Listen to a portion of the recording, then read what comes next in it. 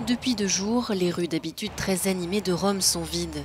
Les Italiens ont ordre de limiter au maximum leurs déplacements et le pays a décidé d'aller encore plus loin dans ses restrictions en fermant l'un des 2 aéroports de la capitale.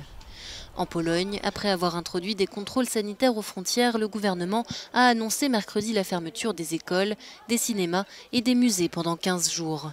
Une mesure aussi adoptée par l'Irlande qui ferme crèches, écoles et universités.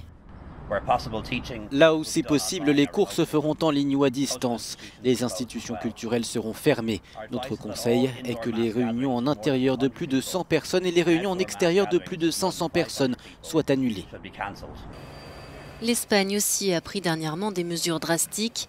Avec plus de 2900 cas recensés, c'est désormais le 2e pays le plus touché par l'épidémie en Europe.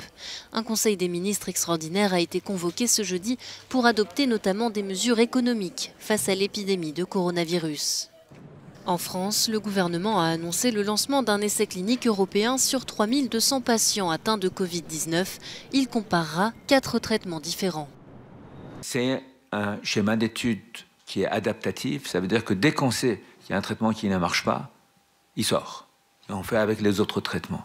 Et par ailleurs, s'il y a d'autres traitements en route qui arrivent, qu'on pense qu'ils sont efficaces, on peut l'ajouter.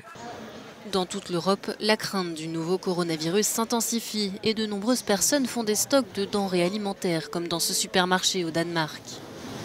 La Commission européenne, pour sa part, a annoncé un fonds de 25 milliards d'euros pour répondre aux conséquences de l'épidémie.